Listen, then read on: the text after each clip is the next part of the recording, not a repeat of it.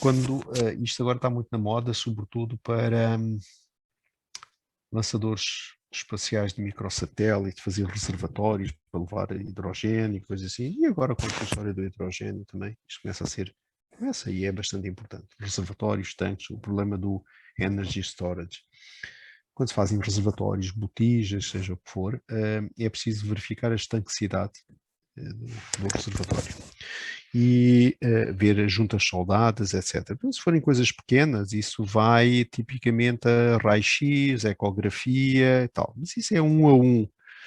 De regra geral, o que se faz, de acordo com a regulamentação, é ou sobrepressurizar o reservatório, portanto, injetamos ar ou azoto, 1, 2, 3, 10, 20, 30, 50 bar, e depois monitorizamos o tempo que aquilo leva a escapar, se escapar.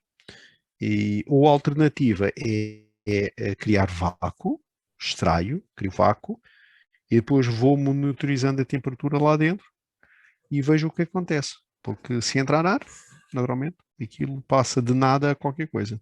Não é? Muito bem. Agora, a pergunta para vocês é, tenho aqui este sistema, está a entrar ar a 25 graus, e o que é que vocês esperam que seja a temperatura final disto, quando atingir o equilíbrio mecânico? 25 graus. Boa. Quem respondeu? Simão? Sim, professor. Ok. Mais alguém que quer divergir disto? Só porque sim? Porque apetece ser diferente? Não? Toda a gente alinha com o Simão. Muito bem. Mas porquê é que tu dizes isso, Simão? Eu digo Baseado em isto quê? porque, Porque já baseado fiz. no tamanho, não, é baseado mesmo no tamanho de volume que tem o reservatório a comparar com o ar. É tão vasto que a diferença do volume que está dentro do reservatório e da entrada de ar não há de fazer Isso, diferença total. espera lá, calma. E se o reservatório fosse 1000 vezes maior do que o bonequinho que eu ali fiz? Como se fosse o cargueiro que atravessou ali o canal do Suez. Ficou ali entalado. Se fosse uma coisa desse género.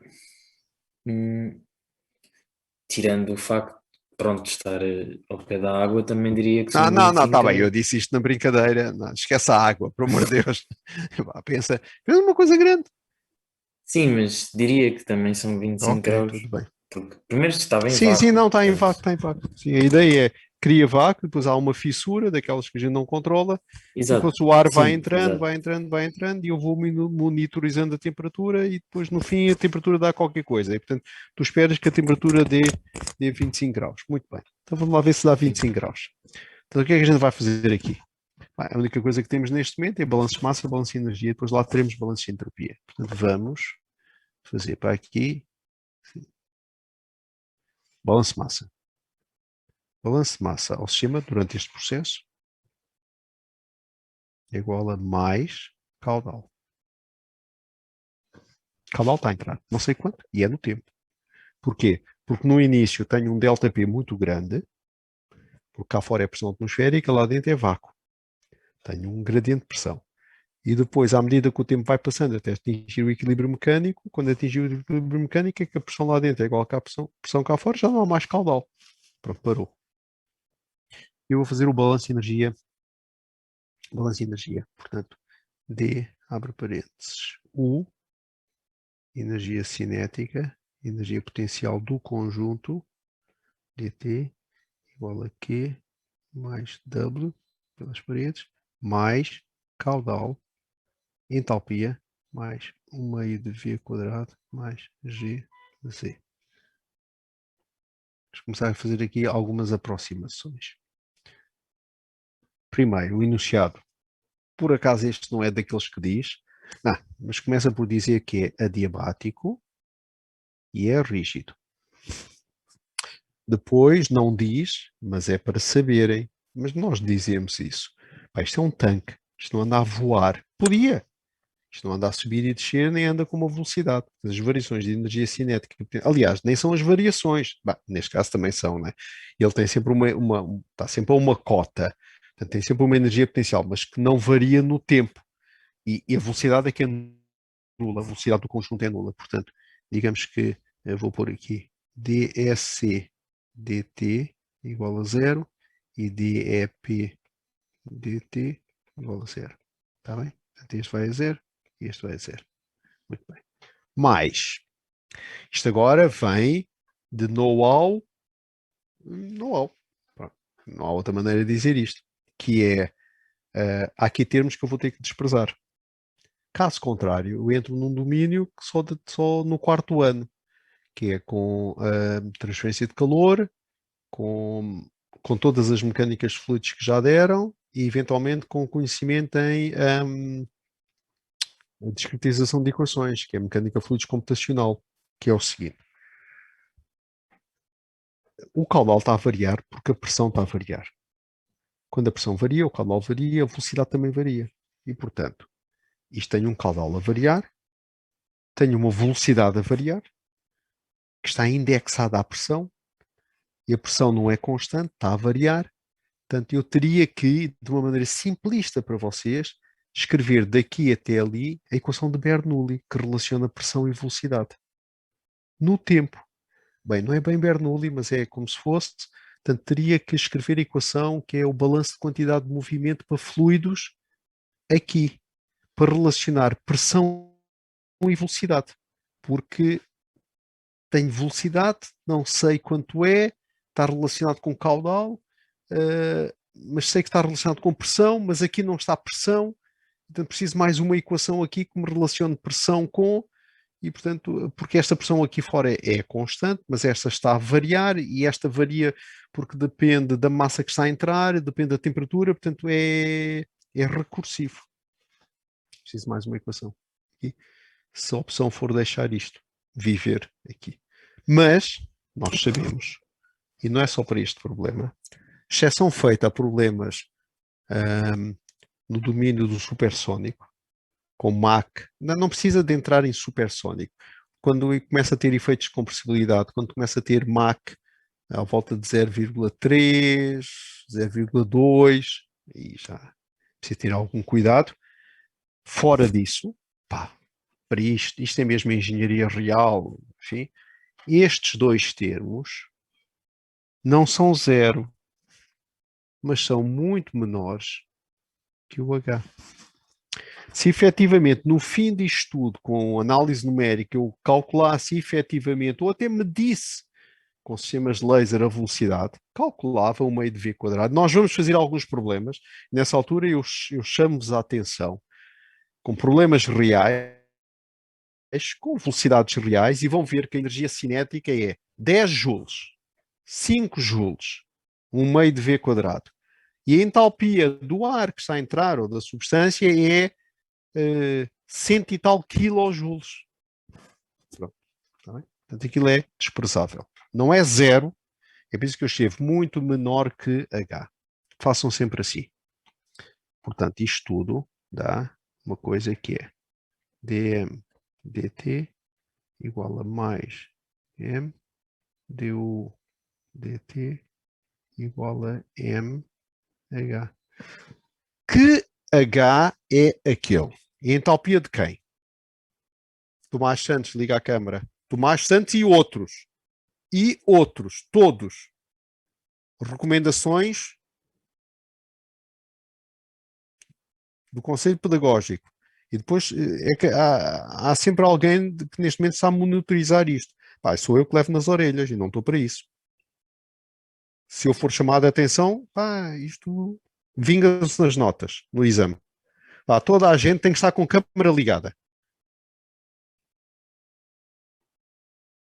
Senão não continua a aula. Pá, Martim Sérgio, Pedro Teixeira, Pedro Alfazema, toda a gente. Este H é o quê? De quem? Do ar que está a entrar. É constante ou varia no tempo? Eu diria que é constante, professor. E está certíssimo. Porque vem do infinito. O ar mantém sempre o seu... Quem é que estava a falar? Débora Almeida. Sim. Exatamente. Isto é do ar. E é constante. vem do infinito. Isto é importantíssimo. Muito bem. Eu tenho aqui duas equações diferenciais com um caudal que eu desconheço, porque varia no tempo. Portanto, isto vem aqui para baixo, assim. Vou substituir aquilo que eu desconheço, quer dizer, vou ficar com outra parecida. Vai ficar com du dt igual a dm dt vezes h do ar. Bem, agora eu tenho que fazer aqui um interregno, fazer aqui parar isto um bocadito, parar aqui, vou ao gás perfeito, agora vou às substâncias, portanto eu estou com gás ideal, gás perfeito, portanto tenho PV igual a R0T e DU igual a CV dt. Equações de estado, sempre. E tenho, adicionalmente, dH CPT dt. O que é que eu vou fazer com isto? Eu, naquele balanço anterior, naquela equação anterior, tenho du maiúsculo, tenho H, tenho essa coisa. E, portanto, eu preciso das expressões de U's, H's em função de T. E a única coisa que eu tenho é variações infinitesimais, que são as expressões diferenciais. Muito bem. Portanto, com CV constante, que é o que o enunciado diz, com CP constante, vou integrar isto entre dois estados. Não necessariamente os anteriores, mas também pode ser. Portanto, isto vai ficar ΔU igual a CV médio, ΔT. Este vai ficar ΔH, CP médio, ΔT. Mas isto não chega. Isto é U menos um certo zero, é o U2 menos o 1 ou o A menos o B, entre dois estados. Tá bem?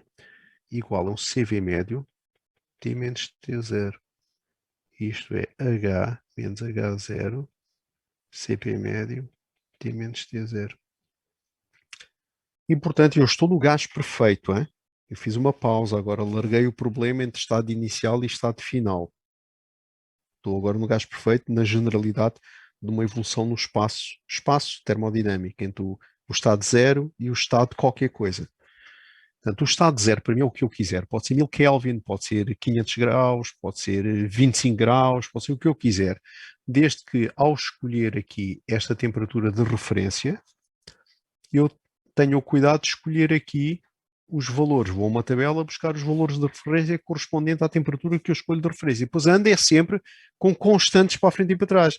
É evidente que depois entra numa derivada, dá zero e etc. Mas às tantas numa não entra, ficam ali os integrais de, depois isto anula tudo. Por isso, é mais conveniente escolher 0 Kelvin, porque é o estado morto da matéria e dá 0 kJ por quilograma.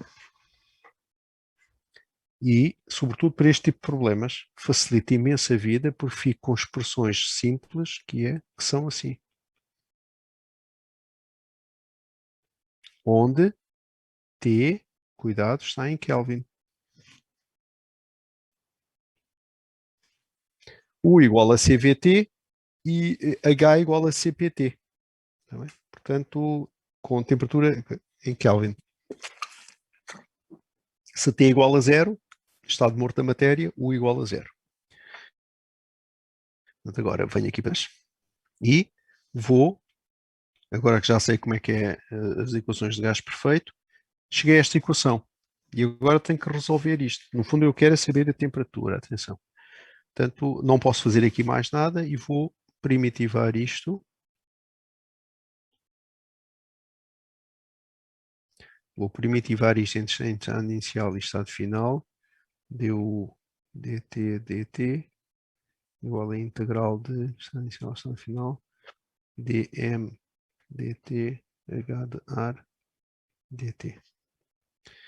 Isto dá primitiva de uma derivada, a própria função, dá ΔU igual a H do A é constante, passa para fora,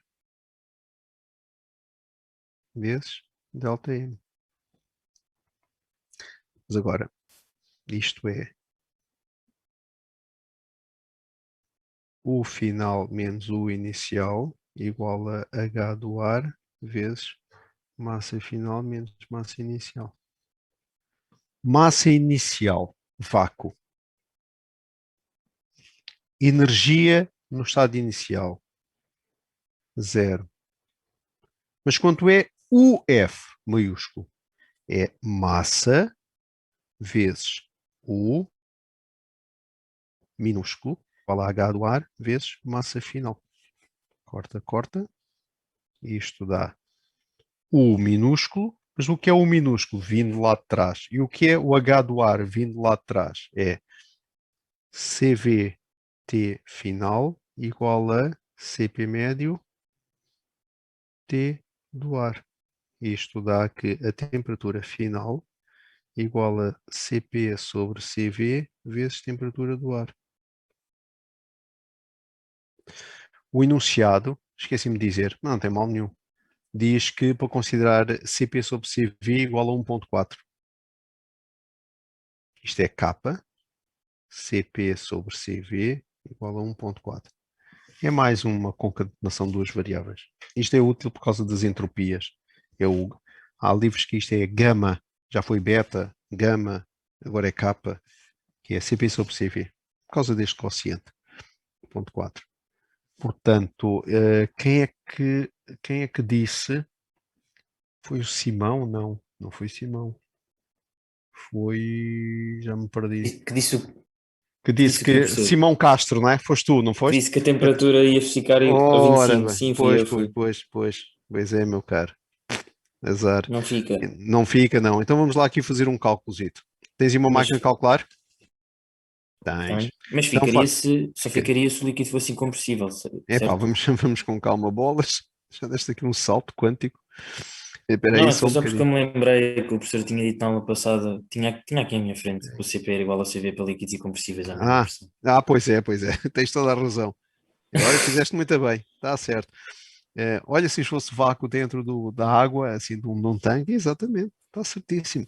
Temperatura do ar 25 graus, o que dá 298 Kelvin. Cuidado que isto é tudo em Kelvin, está bem? Quanto é que isto dá para a temperatura final? Se a temperatura do ar for 298 vezes 1.4, isto dá uma temperatura final de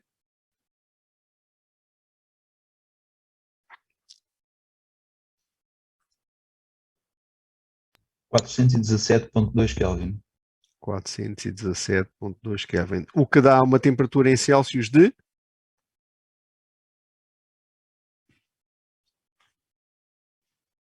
144,05. agora alguém que me explique isto.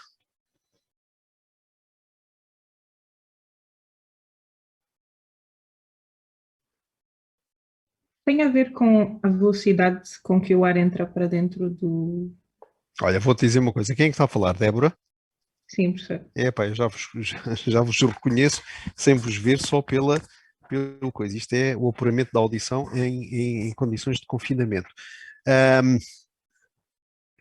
Sim e não. Repara que nesta dedução, aliás, até está ali no quadro, Débora, onde é que está aqui o cursor? Eu desprezei isto. Portanto, eu estou a desprezar esse efeito. Esse efeito existe. Tens toda a razão. Mas estou a desprezar esse efeito. Estou a desprezar uma outra coisa que ninguém aqui falou, que é o atrito no microfuro, tensões de corte. Se tivesse aqui algum aluno que já tivesse feito fluidos, seguramente só não falou porque, ou porque não tem, ou porque tem tido fluidos, estava com vergonha de dizer, por causa da camada de corte, da geração de entropia, camada de corte, dissipação, isso contribui para. Eu não entrei com isso. Posso ir entrar com isso aqui, sem ir buscar a equação de fluidos, mas eles depois vão buscar, com balanço de entropia. Porque, no fundo, a dissipação, tensões de corte que acontece por atrito em fluidos, depois aquilo vai alimentar alguma coisa e vai alimentar o balanço de entropia. Que eles não dão, damos nós. Está bem? E depois eles usam, se for preciso. Mas para eles é sempre, isto aqui dissipou, é o atrito, etc. Só que aquilo vai para a entropia e vai também para o aumento de temperatura. Não entrei com isso. Mas isto tudo para dizer assim, neste momento que eu fiz, e que está aqui no quadro, neste momento, desprezei isso tudo, não há aquecimentos. Se entrasse com essa velocidade, Débora, esta temperatura seria ligeiramente superior, está bem? Sim? Sim, percebo. Estás a ver? Portanto, não está errado, estás a pensar bem, mas faltou-te foi um bocadinho assim, que é esta parte. Depois, se vier mais atrito, isto ainda sobe mais um bocadito. Está bem? Portanto, também não está errado. Mas uma parte de leão vem de uma coisa que é o quê? O que é que está aqui a acontecer? Isto não está errado, hein? Isto está correto. Doutor, tem a ver com ser um processo rápido? Não. Não percebi, desculpa. Ouvi parte final só. Tem a ver com ser um processo rápido e, portanto, não há a ver o tempo do relaxamento Não, não. Se fosse processo rápido, geraria mais entropia, é uma coisa muito real, e isto ainda seria maior. Que é o que a gente vai dar depois da Páscoa. Estes problemas voltam outra vez à carga, porque aí, para efeitos de exame, já vem balanço de massa, balanço de energia, balanço de entropia. Portanto, Beatriz, com o processo rápido, tu aí tens necessariamente geração de entropia, tens as tais camadas limites, camadas de atrito, etc, etc, e a temperatura ainda vem um bocadinho mais acima. Há aqui uma outra coisa bem mais básica. Será o trabalho que a pressão do ar exerce sobre a entrada do recipiente? Quem é que está a falar? Tiago Garrão. Tiago. Epá, ligas a câmara, Tiago. Boa. Desculpa, professor. Nada, estás desculpado. É exatamente isso. É exatamente isso. Isto passa despercebido, quer dizer, para isso é que servem estas aulas, não é? Porque senão a gente chega ao resultado, vê a solução e não sei o quê, acha um bocadinho estranho e tal, mas diz, não me enganei, isto está igual, copiei, fiz copy-paste, está igual. Não, é exatamente isso. E agora o que eu vou fazer, para explicar melhor isso, é para vocês terem aqui o belo do contexto. Aqui, onde, aqui. Vou pegar nesta equação, que toda a gente viu o que eu fiz, aqui nesta. Aqui, copy, eu peguei e depois desmembrei isto. Agora o que eu vou fazer é aqui assim, aqui, e fazer aqui o desenho, assim. Isto é o meu volume, isto é o que eu ando a estudar. E, na realidade, estão a entrar aqui aquilo que eu fiz ontem. Ontem não, terça-feira. Discos de massa dm que trazem consigo uma certa energia interna calculada a 25 graus. E agora, isto vem lá de trás, eu, por conveniência, evidentemente, uma pessoa depois já nem pensa, faço H igual a CP e U igual a CV. Mas agora eu vou fazer isto assim de outra maneira. U é CVTF, mas H é U de ar mais PV de ar. Está bem? À maneira antiga, digamos. Isto fica CVT de ar mais PV igual a R0T de ar. Isto. PV igual a RT. Aqui é CVTF. Vou dividir tudo por CV para ver de onde é que vem isto. TF igual a TR mais R0 CV TR. Este aqui é o PV. Certo? Tiago? Sim, professor. Pronto. É exatamente o que o Tiago estava a dizer. Reparem, aquela componente do trabalho, do PV, daquele trabalho de colocar qualquer coisa lá dentro, o ar exterior perdeu, esse problema já não é meu, porque eu estou com o meu volume de controle lá dentro, a minha preocupação é o reservatório que está lá, e portanto, se não houvesse essa componente, isto aqui não existiria, nada disto, isto aqui não existiria, e naturalmente entravam discos de massa com TTTR, entrariam aqui, depois isto é um repositório, um somatório de todas as energias, a temperatura mantém-se constante, é 25, 25, 25, 25, e portanto a temperatura final seria 25. Mas não é. Tem aqui esta componente, que é o trabalho que entra, a energia, entra esta massa tem este trabalho, essa energia fica acumulada na estrutura, fica redistribuída internamente e contribui para um aumento da energia interna e temperatura. Um dos exemplos que eu dou, e que ninguém, né, vocês pegam num clipe, querem partir o clipe e partem o clipe por fadiga. Fazem assim e partem o clipe. No momento em que partirem o clipe, ponham a mão na zona em que partiram. Está quentíssimo. Portanto, é isto. Trabalho, fica no sistema e põe a mão e aquilo está quente. Façam isso num clipe. Depois não digam que fui eu que disse. Muito bem. Doutora, Sim.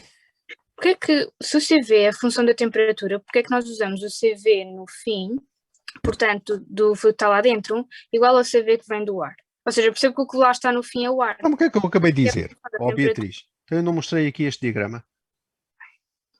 Onde é que isto está? Podemos assumir que é mais ou menos constante. Então, isto é uma parte do enunciado, foi logo dito no início, está bem? Porque senão posso fazer o mesmo problema. Enfim, é assim, tem duas maneiras. Eu, num espaço de 20, 30 minutos, a gente faz um problema, discute, a pessoa tem uma visão de um quadro e consegue perceber a física e a matemática, aquelas coisas todas. A alternativa a isto era, evidentemente, eu começar a desmembrar isto tudo e andar com os integrais todos. Chega a um ponto em que a pessoa perde um bocado a noção do que é que estava a fazer, para onde é que vai, porque só vê integrais. Repara, é possível, Beatriz, fazer isto tudo assumindo que o CP está a variar, para sermos absolutamente rigorosos. Hein? Estás a ouvir, Beatriz? Sim. Portanto, para sermos absolutamente rigorosos. Isto é turma... B. Está bem? Para sermos rigorosos. É evidente que não chegava a esta expressão assim, tão simples e tão intuitiva. Portanto, e sendo rigorosos, a temperatura vai variar. Epá, mas aqui vai variar para aí nem décimas de grau. Está bem? Depois utilizo matemática para fazer as primitivas e trabalhar isto. Ou passo tudo a MATLAB, Python, coisa assim. Está bem? Está bom ou não está bom? Está bom. Professor, eu tenho uma dúvida. Força. Antes de passarmos Então, ao quando outro. diz que a energia cinética é zero. Não disse que é zero. Quem Então, está a falar? João Montalvão. Sim, sou eu. Não disse que era zero. Ops. É porque se for zero, não há caudal. Pois, exato. Pois, exato. Entras aqui num loop, né, mas ele disse que é zero, mas então como é que se pode dizer que é zero e que há caudal? Não, não, pá, de maneira nenhuma, não podes fazer isso. Olha o que está aqui escrito. Eu expliquei isto no início. Eu não disse que é zero, está bem? Eu disse que é um valor finito, mas com muitas ordens de grandeza abaixo do valor de H. E isto é muito verdade no dia a dia, com velocidades de 1 metro por segundo, 2, 3, 5 metros por segundo, 10 metros por segundo, 15 metros por segundo. E não se esqueçam que 25 metros por segundo são coisas que eu tenho no laboratório. E uma pessoa diz, 25 metros por segundo. Quanto é 25 metros por segundo em quilómetros por hora? Pá, bela engenharia mecânica. São 90 km por hora. São 90 km por hora. Isto é um número que vocês deviam saber, pá. Não é? Portanto, 25 metros por segundo são coisas que eu tenho no laboratório. Há queimadores, andamos a medir com lasers e 25 metros por segundo, e portanto parece assim, isso é pouco. Não é nada, são 90 km por hora. Portanto, os nossos queimadores típicos, então estamos todos a trabalhar na ordem de 1 metro por segundo, 2 metros por segundo, 3 metros por segundo, 4 metros por segundo. Portanto, volta e meia que vamos aos 25 metros por segundo, mas já são 90 km por hora.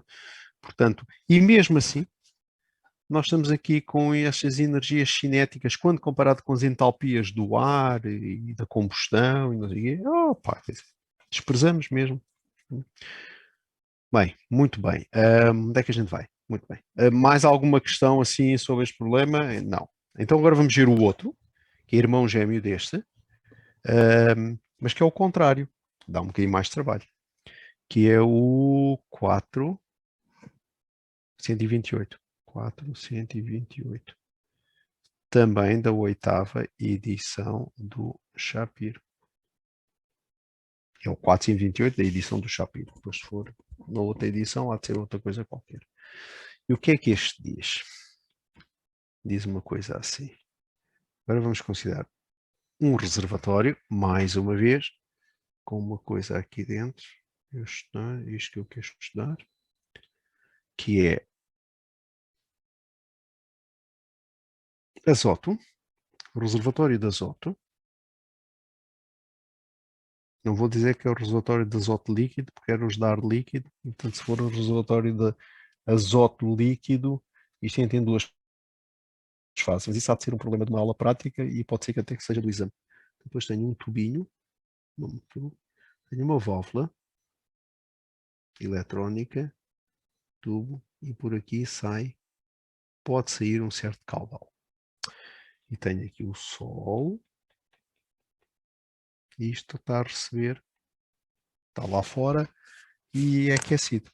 Isto é uma situação absolutamente normal.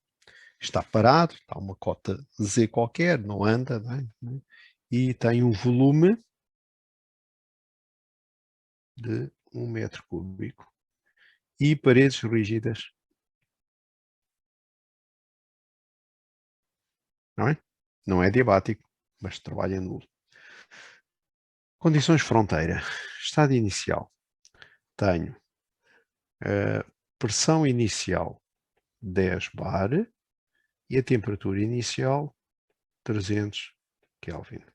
Isto evolui com aquecimento no tempo, vai para um estado final, cuja pressão final é 10 bar, mas a temperatura final são 400 Kelvin.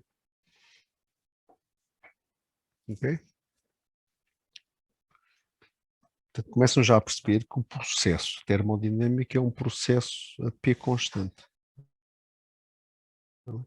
O que é isto? Isto são reservatórios de azoto, daqueles que andam por aí com o símbolo AL de ar líquido, em que tem uma camada de proteção, isolamento e não sei o quê, etc. Mas nada é perfeito e isto está exposto ao sol. Então, nos dias de sol, junho, julho, agosto, isto, temperaturas cá fora de 40 graus, isto é, o sistema recebe energia. Aquilo é volume constante. Tem azoto, está uma pressão 10 bar, 300 Kelvin. Recebe energia, é natural que aquilo aqueça, é uma panela de pressão. E, portanto, atinge uma pressão, e, portanto, o limite de pressão aqui crítico é 10 bar. Portanto, se isto vai para 10,1 bar, a válvula eletrónica abre, tipo pipo da panela de pressão, e deixa escapar massa de N2. E perco mesmo caudal de N2. É obrigatório. Às vezes, se fosse muito, isto tinha que ir para um segundo reservatório, um reservatório de amortecimento. Mas, regra geral, isto vai para a atmosfera se não for tóxico. Portanto, perde caudal. Portanto, à medida que vai recebendo energia, isto vai aquecendo e vai perdendo caudal, vai perdendo massa. Até que isto, quando chega a 400 Kelvin, as pessoas resolvem parar e os meus dados iniciais e finais são pressão é constante e resolvo parar isto e fazer os cálculos quando chega a 400 Kelvin. E a pergunta é que massa é que perdeu? E a linha A, que quantidade de calor é que entrou no sistema? E a linha B, que quantidade de massa é que foi perdido pelo sistema? Não é? Portanto, o que é que a gente faz aqui? Para aqui. Fazer balanço de massa menos caudal, está a sair do sistema e varia no tempo. E o balanço de energia, atenção, por aqui. Bem, isto é tudo gás perfeito, evidentemente. Né? N2, gás perfeito. Portanto, um CP e uns CVs constantes. E o enunciado diz ainda que é para calcular a 350 Kelvin. Nós não vamos fazer calcular, mas se quiserem depois calculam a 350 Kelvin. E mais, é diabático, volume... e as variações de energias cinéticas e todas as energias potenciais são zero. Está bem? Está quieto, está tudo. Então isto fica du dt igual a Q mais W. Este termo é zero. menos caudal. Meus caros, agora já não vou pôr aquele termo de energia cinética e potencial da saída, está bem? Já foi à vida. Menos caudal vezes entalpia do azoto que está a sair, mas isto já aí de 300 para 400. Portanto, azoto é gás perfeito, entalpia é CPT, ou ΔH igual a CP ΔT, CP é constante, temperatura está a variar, entalpia está a variar.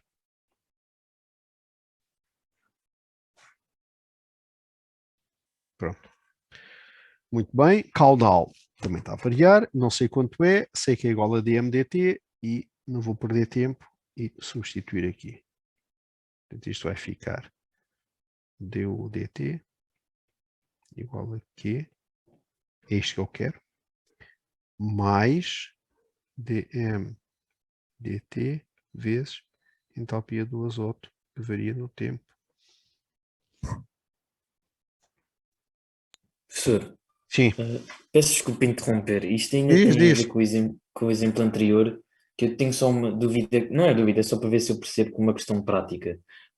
Eu estava a tentar arranjar um exemplo prático, pode ser, por exemplo, quando nós enchemos um pneu de uma bicicleta e depois tocamos no pipo, aquilo está mais quente. Basicamente é de uma maneira assim geral, é isso que acontece no exemplo que vimos anteriormente. Como é que é? Como é que é a Por história exemplo, do... quando nós enchemos uma bicicleta, Sim, o pipo da bomba sim, fica, ou uma bola de futebol, se calhar é sim, melhor a bola de futebol, o pipo da bomba fica quente. É o sim. exemplo, ou seja, podemos comparar, é por causa o motivo pelo qual isso acontece, é o É, mesmo do exemplo anterior. é, é, é. Só que no caso da bomba bicicleta, o trabalho para colocar aquilo vem do teu braço. Sim, Exatamente, mas sim, é verdade, é isso. é a mesma coisa. Ok, É, era só para ter certeza, está professor, bem. obrigado. Nada. Portanto, agora voltamos aqui a esta equação e substituí o que podia substituir e cheguei a este, não é impasse, mas agora vamos primitivar isto já. Porque é isso que me interessa. Sim. Portanto, tenho aqui delta U, estado inicial, estado final. Aqui tenho Q total, que é aquilo que eu quero. E agora tenho aqui o impasse.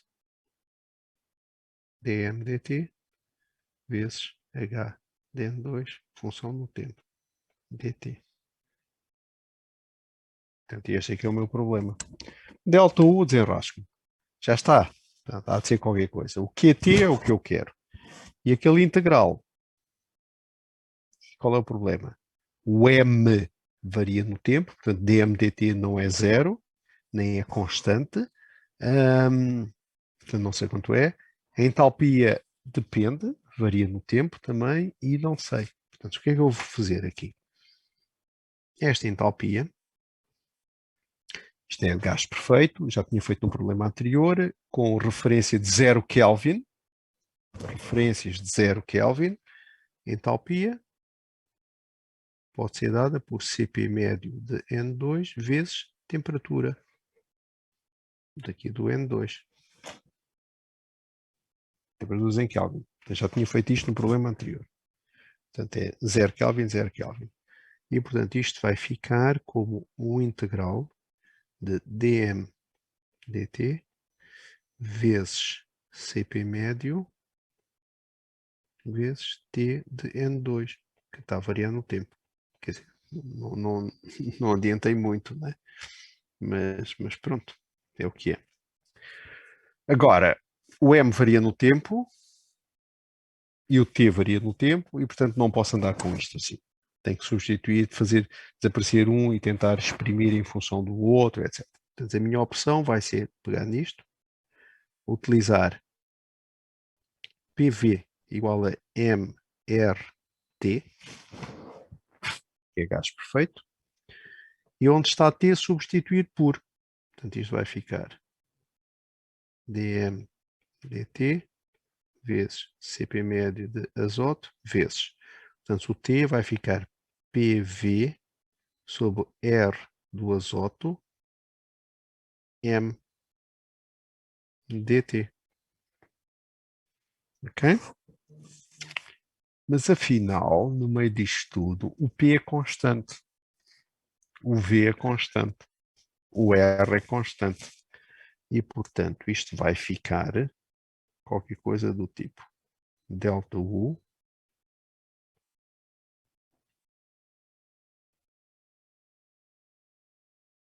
QT mais P é constante, V é constante, CP médio N2 é constante, divide por Rn2 é constante, fica integral de 1 sobre M dm dt. Entre estado inicial e estado final. Quanto é isto? Acho que é o logaritmo, professor. Exatamente. Delta U QT PV CP médio dm2 logaritmo da massa final sobre massa inicial. O problema não está resolvido, não é? Vou não fechar isto. Passar para outra página. Passei de uma situação em que a integranda tinha duas parcelas distintas, ambas a variar no tempo e eu desconheço. Exprimi uma em função da outra, consegui, e fiquei com, digamos, uma primitiva de, isto é a derivada do logaritmo, fiquei com uma primitiva de uma derivada de uma função. E, portanto, passar para aqui. E vamos simplificar isto, está bem?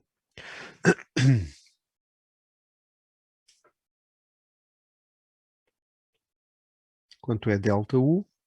Delta U é o final menos o inicial. E quanto é isto? O final é massa final, T final, menos massa inicial, T inicial, tudo vezes CV. Ponho o CV em evidência, está bem? Mas massa final, T final, massa inicial, T inicial, se eu juntar a isto aqui, se eu souber que P final, V final igual a massa final R N2 T final, e P inicial, V inicial, isto agora é um golpe de vista, massa inicial R T inicial, né? Podiam fazer todos os cálculos, substituir, fazer tudo, mas isto é um bocadinho, a gente tem tempo, isto é massa final. Massa final vezes T final é igual a PV a dividir por R. Massa inicial, T inicial é igual a PV a dividir por R. O V é constante e o P também. É um processo a P constante e o volume é constante. Este termo é zero.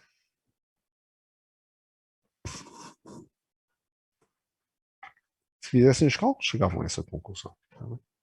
Portanto, isto é zero igual a QT mais PV CP M2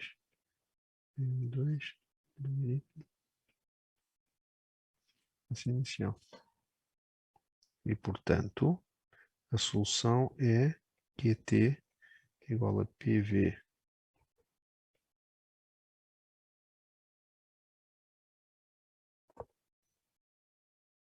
Atenção que eu vou trocar a ordem. Por causa de sinal menos. A quantidade de calor que entrou neste reservatório durante aquele intervalo de tempo em que isto foi de 300 para 400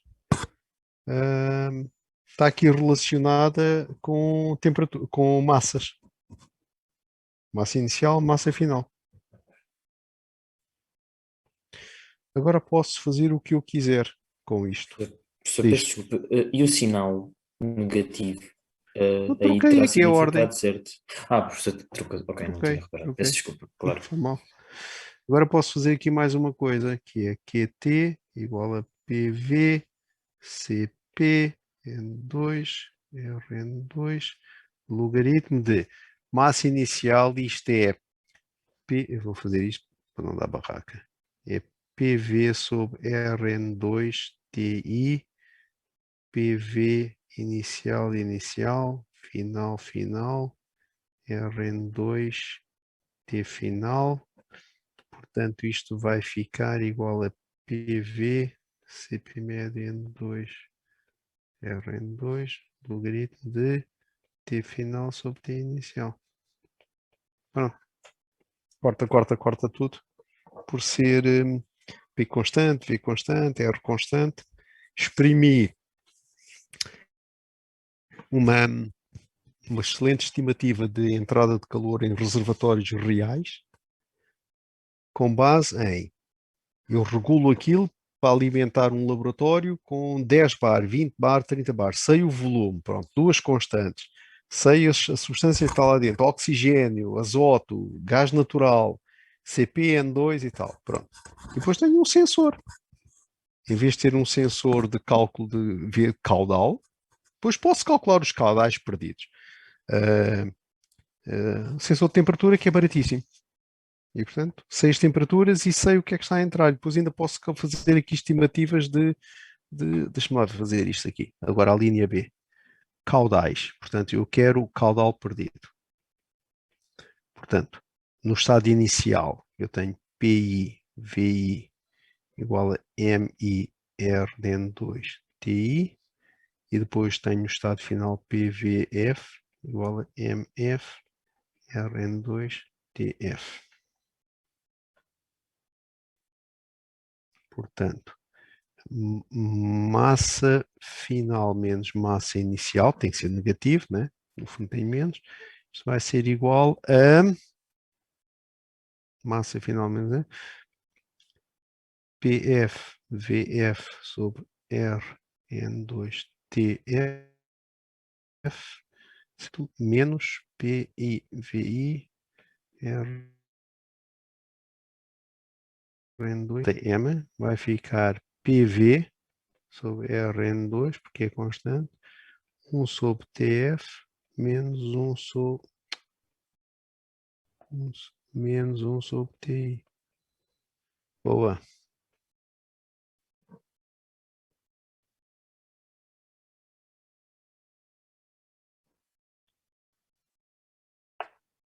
Consigo estimar, sabendo a pressão, da alimentação, sei o volume, são as condições contratuais, né, de fornecimento. Pronto. Depois tenho só coisinhas baratas, compram-se ali na Avenida de Roma. Não, Avenida de Roma não, Avenida Brasil. Como é que se chama aquela empresa? Eu não sei. E já Arduinos e não sei o quê. Andam a monitorizar as temperaturas. A Mauser. Exatamente. Olha como conheces bem isso. Qualquer Arduino aí, um bom sensor, sabem as temperaturas, Kelvin, atenção, instantâneas, começa com 300, ele passa para 301, 302, 310, está a perder massa, e ele tem isto implementado no CPU-zito, e está a calcular uma excelente estimativa de LTM. O que é que está a perder de massa? E o que é que está a entrar de calor? Sem resolver grandes equações diferenciais e ter valores integrais entre um estado e o outro. Está bem? Portanto, isto mostra aquilo que eu queria com estes problemas. Por isso é que isto ganhou a dimensão de um problema de exame. Que é possível ainda fazer muito de engenharia e de cálculo científico e não sei o quê, sem estar sempre a recorrer a soluções de equações de Navier-Stokes e coisas assim do género. Isto ajuda a ter uma estimativa em, aqui foi 20 segundos, né? Mas se isto fosse implementado, já estava implementado. Em milissegundos, ter uma ideia concreta de... Eu, quando era os slides, não vou mostrar mais os slides, vai ficar tudo para a primeira aula depois da Páscoa. Em vez de começar a falar de entropia, mostram os slides, que é técnicas de diagnóstico. Vou-vos mostrar fotografias de medidores de caudal eletrónico, cujo preço mais baixo começa em 1.700 euros mais IVA, está bem?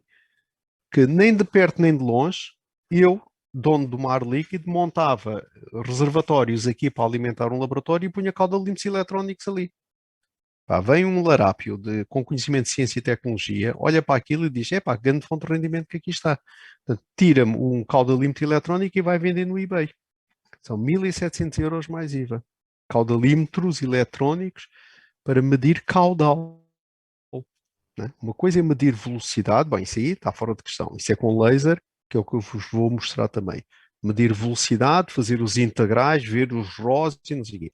E há sistemas eletrónicos que medem o caudal. Eu tenho que dizer qual é a substância que está a passar e eles medem o caudal e dizem-me no ecrãzinho tantos litros por minuto ou tantos quilogramas por segundo.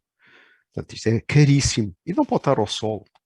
Enfim, é preciso de uma alimentação e coisas assim de género. E, portanto, tenho sensores, meço temperaturas e estimo calor, ΔM, por aqui fora.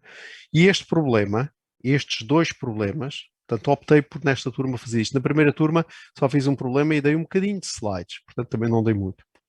Portanto, assim, na turma de aeroespacial e esta dei dois problemas, dois bons problemas. Portanto, a outra turma ainda vai ter que levar mais um problema, que é este segundo. Portanto, reparem, o primeiro problema, o que entra vem de uma atmosfera infinita de propriedades constantes. Facilitou a vida porque saltou para fora do integral. Isto ficou muito óbvio, ficou fácil demais. Depois, aqui, o que está a sair está a ser condicionado por e condiciona. Portanto, sai massa a pressão baixa. E, portanto, estou a alterar o processo. Portanto, não só isto que sai, ou o que sai está nestas condições, e estas condições dependem do que está a entrar e do que está a sair. Portanto, é recursivo. E, portanto, aqui o problema põe-se aqui. Este já não sai para fora. Já faz parte da integranda e é preciso jogar com isto. Resultado. Conclusão, antes de irmos embora de férias. Por isto aqui em letras garrafais. Tudo o que eu fiz, se calhar uns perceberam, outros isto passou, entrou por um ouvido e saiu por outro, foi transformar a integranda numa coisa deste género.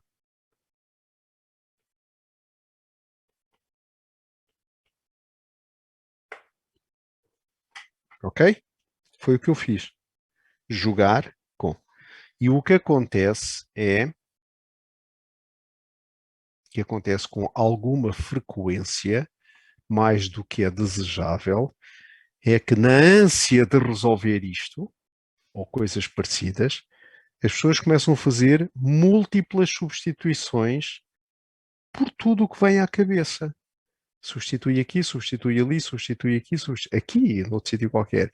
O que muitas vezes acontece é que a próxima substituição anula a primeira e as pessoas entram em pânico, sobretudo se for em exame. Acontece com alguma regularidade, porque substitui-se aqui por C por isto, e depois substituem este T por PV, mas depois vem este M e lembram-se, PV igual a M, e substituem o M por PV sobre T, e acabaram de substituir este T por PV sobre M, e andam aqui em loop. Isto é muito popular. Portanto, quando fizerem isto, façam isto com alguma calma, não comecem a fazer duplas substituições. Pá, isolem. Portanto, há um termo que depende no tempo, e há um termo que depende, e pode haver mais um ou outro segundo. Portanto, fixem as coisas, e o objetivo e o meu objetivo, não vos disse, digo-vos agora, foi transformar o H em T e o T em M, para ficar só com uma variável aqui, que é no fundo aquilo que eu tinha dito aqui.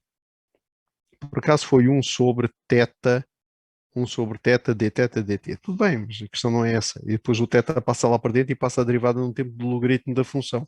É o que está aqui. Está bem? Dúvidas? Só Isto posso depois- voltar a explicar porque é que a energia final menos a energia inicial interna é zero.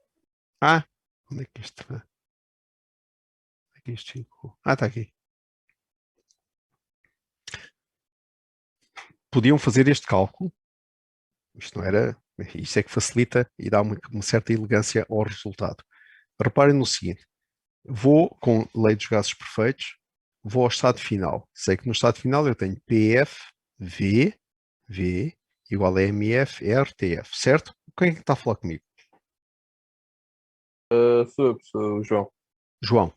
Depois tenho, no estado inicial, tenho PI, VI, M, R, TI. Agora o que eu fiz foi substituir isto aqui e substituir isto ali. MTF é MTF, é igual a este PFVF a dividir por R. E deste lado é PIVI. Mas o que é que acontece, João?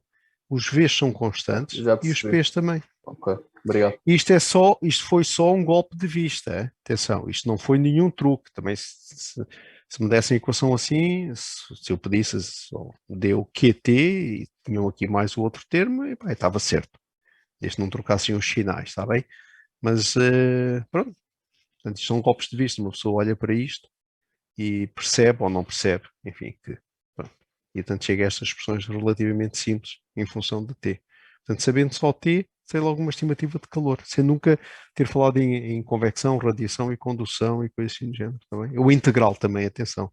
É todo o calor que entrou por convecção, condução e radiação. Tudo. Tá bom? Muito Professor, bem. eu tenho só uma dúvida. Se o professor podia voltar a explicar porque é que o professor assumiu logo que a variação, que a entalpia variava com o tempo. Com o tempo. Ah, aqui, onde é que está? Aqui. Aqui assim. Porque eu já Sim. sei, esta entalpia é a entalpia de uma substância que está lá dentro e que está a sair. Certo? Ok. Sim. Portanto, a condição do problema é que durante este intervalo de tempo a temperatura está a aumentar. Está aqui. A temperatura está a aumentar. Como estou com um gás perfeito, e mesmo que não fosse, sei que a entalpia depende da temperatura, a temperatura está a variar e a entalpia tem que estar a variar, e a energia interna também. Está E bem? nesse aspecto, a diferença para o exercício que fizemos anteriormente, em que considerámos que a entalpia tinha um valor constante. Porque vinha de uma atmosfera que estava sempre a 25 graus. E neste momento o meu reservatório começa a 300 e acaba a 400. Portanto, a temperatura está a variar. E é daí que está a sair massa. A primeira massa que sai a 300, digamos. E a última massa que sai a 400. Portanto, durante 400. o processo, a entalpia está a variar no tempo. Ok, era isso. Obrigado, professor. Nada. Professor, Sim. tenho uma pergunta. Tens de dizer o teu nome primeiro. Marta Rodrigues. Mas é que eu não vejo aqui quem é a Marta, mas está bem. Força, diz. Quando o professor estava a falar nos reservatórios e que em vez de pôr esses sensores de caudal, põe-se uns sensores de temperatura. Sim. Mas isso é porque o dono dos reservatórios não quer saber caudais instantâneos, porque com sensores de temperatura isso é difícil de conseguir calcular, ou não? Não, espera lá. Como é que é? Um sensor de caudal consegue medir caudais instantâneos. Consegue? Mas Consegue? a temperatura é difícil, porque aí a temperatura vai ter que variar e o sensor já pode não ter essa sensibilidade. Por acaso tem. Por isso é que custam 1.700 euros. Não, mas os de temperatura. Não. Os de temperatura têm o quê? Desculpa? Os de temperatura não conseguem ter tanto essa... Sensibilidade. Exatamente. Para ver Tem, sim, senhora. Tem. Tem. Isso garanto-te. E, aliás, com os slides depois... lembra-me, está bem? Depois, no dia do slide, vou-vos mostrar aqui como é que se mede temperatura. Este é o problema... Não sei se com o novo map isto vai melhorar ou não. Não estou a dizer que o map é mau, atenção. Mas... pronto, depois vocês só têm um contacto. Então quem vem fazer mestrado depois comigo, a tese, é que entra no laboratório e apanha com lasers e tudo e pronto, e fica contente da vida. Mas, de facto, como não tem um conhecimento ainda muito prático das coisas, portanto fica assim muito teórico. E, portanto, eu nesta cadeira, não é nesta, tento fazer isso. Por isso é que depois tenho estes slides.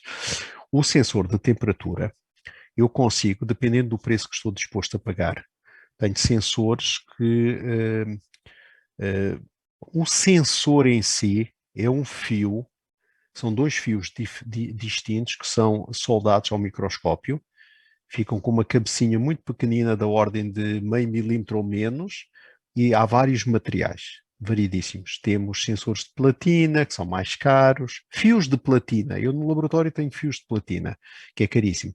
Podemos fazer com tungstênio, com alumínio, com ferro, fios finíssimos, depois faz-se uma solda. E, portanto, consoante o tipo de material dos fiozinhos, As experiências variam. espera, exatamente, as resistências variam, o efeito Seebeck varia, e, portanto, eles estão mais adequados a medir temperaturas mais altas ou mais baixas. Bem, mas pronto, eles dão uma voltagem, e eles são colocados num sítio, aquilo aquece, e eu meço a voltagem com um sistema de medida. E nessa voltagem no osciloscópio eu veria um sinal de volts, microvolts, a variar continuamente. Isto é um sistema analógico. Quando eu interfacio isto com uma placa de aquisição, um Arduino, consoante o número de bits do digitalizador que está lá dentro, aí sim, aí eu vou ter uma discretização do sinal. Não sei se vocês já deram, se calhar sim, se calhar não, consoante o número de bits, 1 bit, 2 bits, 10, 2, portanto, depois eu tenho uma discretização do sinal, chamada resolução da placa de aquisição, e quanto mais bits eu tiver, uma placa de 6 bits, 12 bits, 24 bits tem um preço, absolutamente. Mas agora, felizmente, a coisa está mais democrática, a expressão. Consoante o número de bits, eu tenho a discretização do sinal analógico no sinal digital, e aí, no fim, eu vou ter uma temperatura mais ou menos uma incerteza. Quantos mais bits eu tiver, menor é o intervalo da incerteza, certo? Pronto. Portanto, todas estas grandes equações que eu tenho estado aqui a colocar têm que ser agora cruzadas, que é o que a gente faz em laboratório, também com a parte estatística que vocês acabaram de dar, probabilidades estatísticas, a incerteza associada, ou estão a dar. Portanto, isso depois, para quem trabalha em laboratório e não só, isso é o pão nosso cada dia. Este TF não é TF 400, mas nunca na vida. Isto é TF 400 mais ou menos qualquer coisa. Mais ou menos qualquer coisa. A propagação de erros aqui e o calor vai ser mais ou menos isto. E o ΔM vai ser isto, mais ou menos um erro. Como é que isto se propaga e o que é que dá em termos de incerteza do caudal. Certo? Portanto, mesmo assim, os sensores de medida de temperatura têm um preço absolutamente irrisório, por melhor que eles sejam, por mais caro que o Arduino seja, e os Arduinos mais caros que eu comprei foram 40 euros, e as placas de aquisição de laboratório custam 7.000 euros, quer dizer, e do que um caudalímetro custa 1.700, precisa de uma alimentação, precisa de um computador, então se for um caudalímetro com ligação Wi-Fi, quer dizer, nem se fala no preço, fora de questão. E estas coisinhas, Arduinos, Wi-Fi, isto é, portanto, é o que a Ar Liquid neste momento mais ou menos tem nos grandes sistemas, está bem? Portanto, há uma incerteza, seguramente, associada a todo o tipo de medidas. Isso é o que eu vou mostrar um bocadinho nos slides, as técnicas de medida, mas conseguimos apurar e reduzir o grau de incerteza e ter aqui valores com mais ou menos um erro pequeno. Está bem, Marta? Obrigada, professor. Nada. Obrigada. Ótimo. Excelente. Pronto, meus caros. Terminamos. Olha, umas boas férias, seja o que isso significar hoje em dia, e uma boa Páscoa, está bem? Encontramos depois da Páscoa. Muito obrigado, igualmente. Igualmente, professor. Muito obrigado.